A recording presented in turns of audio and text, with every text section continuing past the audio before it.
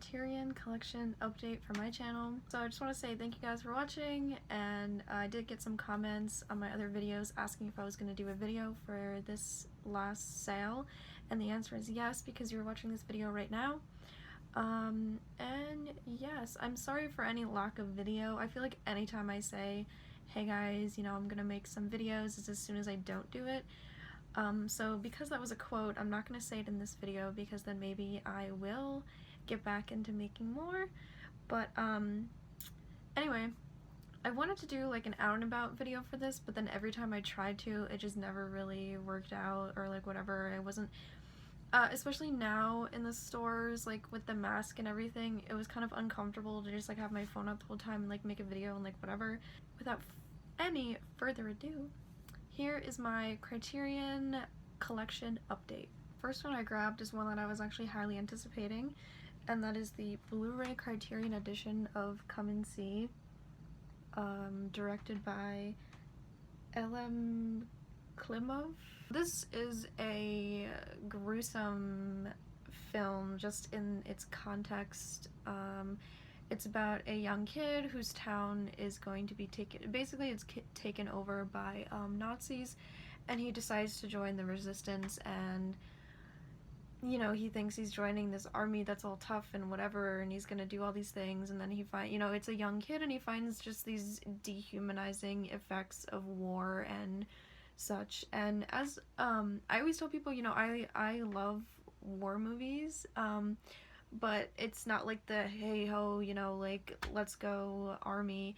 I love the type of film that will show you just the horrors of war and what happens when you engage in this. And usually I like stories that are told from the perspective not of the soldier, but this is a great film about a soldier in war and basically what happens to people.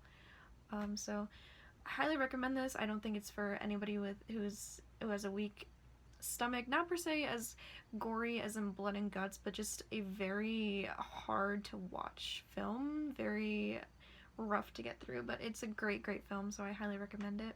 The next one I have is another one that I needed to get,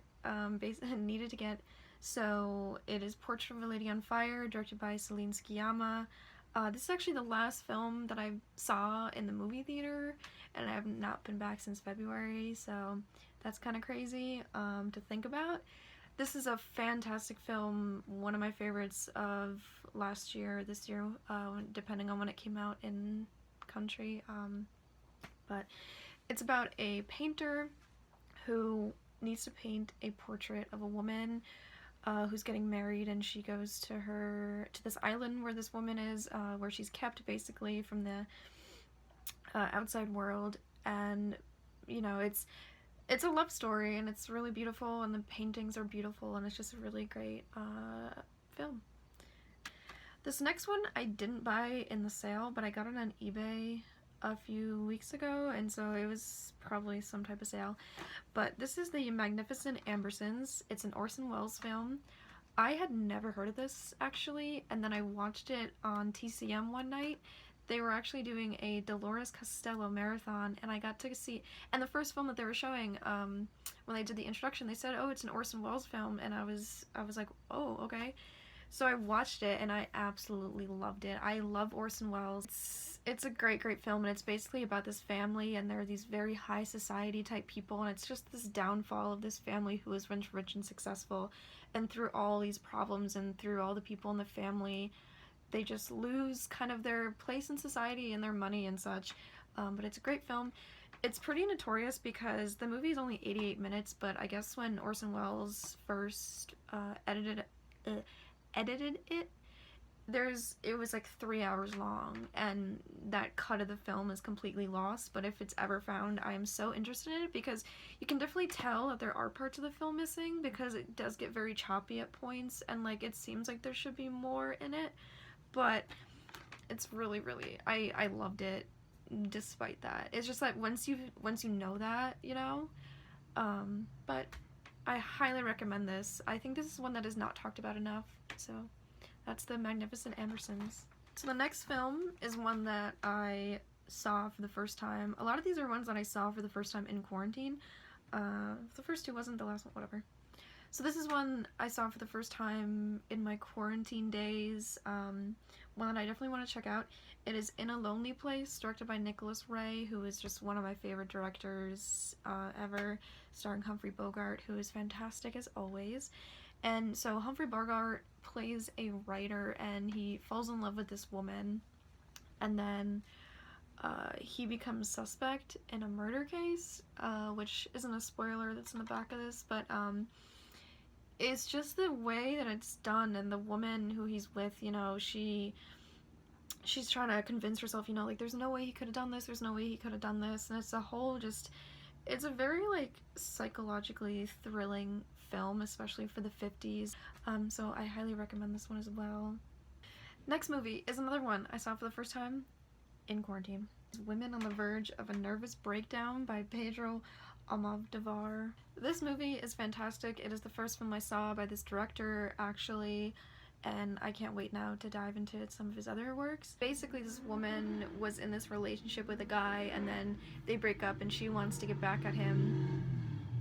And it's this whole just, I don't want to say screwball, because I feel like that's kind of the wrong word, but also it kind of describes it, but it kind of just turns into this screwball comedy almost, where all these people just end up being in this space, and it's just a crazy lovable film. And as you can see by the cover, it's like super like colorful, and so in the movie, just the way the director uses the colors and in the wardrobe and in the sets and everything, if you haven't seen this movie or haven't heard of it, I highly recommend it. It's hilarious and it's just fantastic. The last two are ones that I haven't seen, so this one is just one of those that has always just went over the radar for me or something. So the next Criterion I got was Some Like It Hot, which I've never seen, which is kind of crazy. Not only as a movie person, but also because how much I'm into classic film, and it's a Billy Wilder movie. So yeah, this is definitely on my priority list right now to watch. You know, I need to see it. So yeah, I had to buy it so I could see it. And the last thing I bought is this Eclipse set, and I didn't know this was in the Criterion collection at all. I had never heard of the set until I saw it, and then I was super engaged and wanted to see what it was about. And so it is When Horror Came to Shachiku, which is a studio in Japan in the 60s that basically created horror movies, or produced them. And the reason this box set caught my eye first is because horror movies, and I'm a big horror nut. And when I picked it up, it has a movie called Goki, Body Snatcher from Hell, which is one that I caught on TCM a few weeks ago, or actually probably a few months ago. Time is weird, time doesn't exist. And I really was fascinated by it, because it's this like crazy over-the-top like Japanese horror movie about like these rampant zombies or whatever. But it has this like undertone and these themes about like Vietnam and like America in the 60s and all these themes, and it's a plane crash, and like there's an American and like a Japanese person, like Japanese like government people, and it's just all these people came together. It was a crazy film in a good way because I really liked it. And so I'm really intrigued to watch the rest of these, and they're all they're all 60s Japanese horror movies, so I'm excited.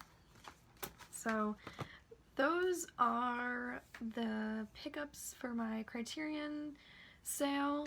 I'm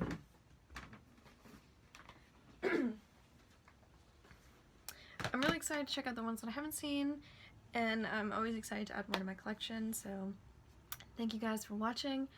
And if you guys got anything, definitely let me know. Anything that you guys recommend and stuff that I usually will add it to my watch list, or I'll watch it. So if you guys have commented lately, you know, in the last few months to recommend me something, I have probably seen it. So thanks, I like when you guys do that. So thank you for watching, and have a good day.